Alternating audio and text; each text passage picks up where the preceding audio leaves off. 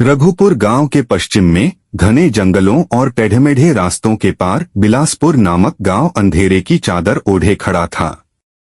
यहाँ की मिट्टी में जड़ी बूटियों का खजाना छिपा था और वैद्य मनोहर लाल उस खजाने के रखवाले।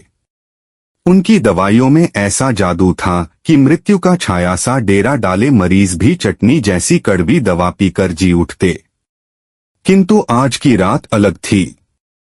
आकाश में काली घटाएं इतनी नीची छा रही थीं मानो जमीन को निगल जाएंगी। बिजली की चमक के बीच मनोहर लाल ने अपनी झोपड़ी की खिड़की से बाहर झांका। हवा में सनसनाती सिसकियां थीं, किसी की दबी हुई चीख या शायद पुराने दुखों का साया। तभी दरवाजे पर खनखनाता अजीब सा खटखटाहट। रात का अंधेरा किसी राक्षस के गले से निकले धुएं जैसा घना हो चला था। बिलासपुर के पेड़ों की डालियां हवा के झोंकों से चरमरा रही थीं, मानो प्रकृति स्वयं चीख रही हो। वैद्य मनोहर लाल की कुटिया की मिट्टी की दीवारों से लिपटी नीम की पत्तियां अचानक झड़कर जमीन पर बिछ गईं, जैसे किसी अदृश्य शक्ति ने उन्हें झटक दिया हो। अंदर तुलसी के पौधे के पास रखा दिया लगातार हिल रहा था। उसकी लौ ने वैद्य के चेहरे पर एक अजीब सी छाया डाली। ऐसा तूफान तो सालों से नहीं देखा, मनोहर लाल ने खिड़की की जाली से बाहर झांकते हुए मन ही मन कहा। उनकी आंखों के सामने पुरानी यादों का पर्दा खिंच गया। वह दिन जब उन्होंने गोपाल की पत्नी को गलत जड़ी दी थी। क्या यह तूफान उसी अतीत का संदेशवाहक था? तभी एक तेज बिजली चमकी। उसकी रोशनी में वैद्य ने देखा, खेतों के बीच से एक टेढ़ी मेढ़ी छाया उनकी कुटिया की ओर बढ़ रही थी। हवा में गंधक की गंध फैल गई। दरवाजे पर जोरदार खटखटाहट हुई। वैद्य महाराज, मेरी बेटी को बचा लो। आवाज इतनी कर्कश थी मानो किसी ने रेत भरे गले से चीखा हो। मनोहर लाल ने दरवाजा खोला तो सामने खड़े व्यक्ति ने उनकी सांसें थाम दी। वह नंगे पैर था, धोती पर कीचड़ के छींटे और आंखें। ओह, उन आंखों में लालसा नहीं, मौत का भूखा अंधेरा था। चलिए नदी पार मेरी झोंपड़ी में, वह बोला, और उसके होंठ हिले भी नहीं। नाव का पुराना लकड़ी का फ्रेम हर लहर के साथ चरमरा रहा था, मानो अगले ही पल टुकड़ों में बिखर जाएगा। मनोहर लाल ने अपनी धोती को कसकर बांधा और गोपाल की ओर देखा, जो नाव के अगले हिस्से में बैठा था। उसकी पीठ सीधी और बिना हिले, जैसे कोई मूर्ति। नदी का पानी अचानक शांत हो गया, जबकि आसमान अभी भी बिजली के गर्जन से कांप रहा था। यह पानी इतना काला क्यों है? वैद्य ने सोचा। तभी उन्होंने नीचे झांका। पानी में उनकी परछाई नहीं, बल्कि एक और चेहरा दिखाई दिया। गोपाल की मृत पत्नी का। हम कहाँ जा रहे हैं? मनोहर लाल ने आवाज दबाते हुए पूछा। गोपाल ने पलटकर जवाब नहीं दिया। उसकी गर्दन बिना हिले 180 डिग्री घूम गई, आंखों से खून के आंसू बहने लगे। तुम्हारी गलती का अंत इसी नदी में होगा, उसने कर्कश स्वर में कहा। वैद्य की सांसें तेज हो गईं।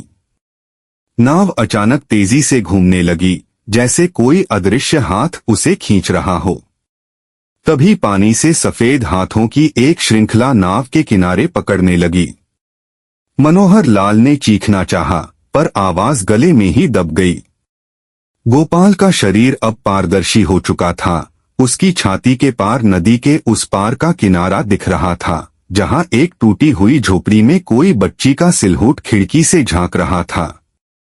मेरी बेटी, तुमने उसे भी छीना। गोपाल की आवाज अब दर्जनों स्वरों में गूंजी। नाव ने एक झटके के साथ डुबकी लगाई और वैद्य ने अपने शरीर को पानी की बर्फीली चपेट में महसूस किया। पानी की सर्द चादर ने मनोहर लाल के शरीर को जकड़ लिया था।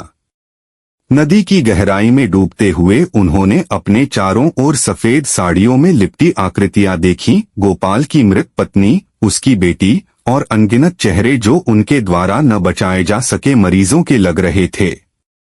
हर एक की उंगलियां उनके गले को नोच रही थीं, मानो जीवन भर के पापों का बोझ निचोड़ रही हों। माफ करो, मैंने कोई गलती नहीं। वैद्य ने पानी में बुलबुले छोड़े, पर उनकी आवाज डूब गई। तभी एक चमकती रोशनी ने अंधेरे को चीरा। ऊपर से रामू की नाव का पतवार पानी में डुबकी लगाता दिखा। वैद्य ने अपनी आखिरी ताकत से हाथ बढ़ाया, जबकि नीचे से गोपाल की पत्नी का भूत उनके पैर खींच रहा था। छोड़ दो उसे, रामू ने चीखते हुए नाव से एक पुराना ताबीज फेंका, जो पानी को छूते ही जलने लगा। आग की लपटों में वे सभी आकृतियां राख होकर बिखर गईं। मनोहर लाल को बाहर खींचते हुए रामू ने कहा, यह ताबीज मेरे दादा ने बनाया था। उन्होंने कहा था कि यह नदी की बुरी आत्माओं को भगाता है। वैद्य ने खांसते हुए नदी की ओर देखा, जहां गोपाल की नाव अब एक जलते हुए अंगारे की तरह डूब रही थी। उसकी चीखें हवा में गूंजी, मैं तुझे छोड़ूंगा नहीं, पर ताबीज की रोशनी ने उसे धुएं में तब्दील कर दिया। रामू ने किनारे पर वैद्य को लिटाया। दूर आसमान में बादल छंटने लगे थे। यह चमत्कार नहीं वैद्य जी, यह आपके अच्छे कर्मों का प्रतिफल है, रामू ने मुस्कुराते हुए कहा। पर मनोहर लाल की आंखों के सामने अभी भी वे जलते हुए भूतिए चेहरे नाच रहे थे। सुबह की पहली किरण ने नदी किनारे पड़े वैद्य मनोहर लाल के चेहरे को छुआ। उनकी धोती पर लगा कीचड़ सूख चुका था, पर आंखों में बसा डर अभी भी ताजा था। गांव वाले इकट्ठा हो चुके थे। कुछ की उंगलियां टूटी नाव के अवशेषों की ओर इशारा कर रही थीं, तो कुछ रामू से पूछताछ में व्यस्त। यह नाव तो गोपाल की है, पर वह तो 3 बरस पहले ही, एक बुजुर्ग ने कांपती आवाज में कहा। रामू ने नदी से निकाला हुआ ताबीज वैद्य की हथेली पर रखा।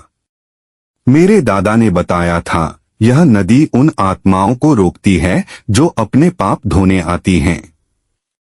गोपाल ने अपनी बेटी की मौत का दोष आपको दिया, पर असली अपराधी तो उसका अपना पाप था, उसने नदी की ओर देखते हुए कहा। तभी हवा में गोपाल की चीख गूंजी, झूठ, यह वैद्य ही। पर रामू ने ताबीज ऊपर उठाया और चीखें धुएं में विलीन हो गईं। गांव के मंदिर में पुजारी ने सबको समझाया, जो आत्माएं दूसरों को दोष देकर भटकती हैं, वे कभी मुक्त नहीं होती। वैद्य ने गोपाल की टूटी झोपड़ी की ओर देखा। खिड़की पर एक सूखा गुलाब दिखा, जिसे गोपाल की बेटी ने कभी लगाया था। उन्होंने उसे उठाकर नदी में बहा दिया। जाओ, अब तुम्हारा कोई नहीं रोकेगा। उस रात मनोहर लाल ने अपने दवा के बक्से से गोपाल द्वारा दी गई जड़ी निकाली। वह नहीं, बल्कि एक सूखा बिच्छू का डंक था। यह तो जानलेवा जहर है। वैद्य की आंखें फैल गईं। गोपाल ने जानबूझकर अपनी पत्नी को मार डाला था और दोष उन पर मढ़ दिया था।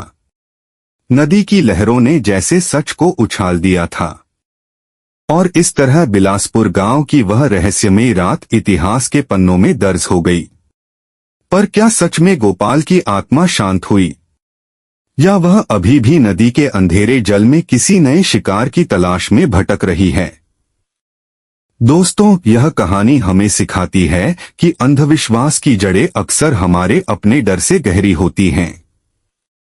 अगर आपको यह कहानी रोमांचक लगी हो तो वीडियो को लाइक करें और अपनी राय कमेंट में जरूर बताएं। बेल आइकन दबाना न भूलें, क्योंकि अगले हफ्ते हम लेकर आ रहे हैं एक ऐसी डरावनी कहानी जिसमें पुराने हवेली के रहस्यमयी शीशे से जुड़े राज उजागर होंगे। अभी सब्सक्राइब बटन पर क्लिक करके हमारे चैनल का हिस्सा बनें। जैसे ही नई वीडियो आएगी, आपको सबसे पहले नोटिफिकेशन मिलेगा। याद रखिए, हर शेयर और कमेंट इस चैनल को जिंदा रखने में मदद करता है। अगर आप चाहते हैं कि हम ऐसी ही लोक कथाओं और रहस्यों को उजागर करते रहें, तो इस वीडियो को अपने दोस्तों के साथ शेयर जरूर करें। अंत में एक सवाल आप सभी के लिए, क्या आप मानते हैं कि मौत के बाद आत्माएं बदला लेने लौटती हैं? नीचे कमेंट में बताएं। अभी के लिए इतना ही। चैनल को सब्सक्राइब करना, लाइक करना और बेल आइकन दबाना न भूलें। हम मिलेंगे अगले वीडियो में एक नए रहस्य के साथ। तब तक के लिए सावधान रहिए, क्योंकि अंधेरा कहीं भी छिपा हो सकता है।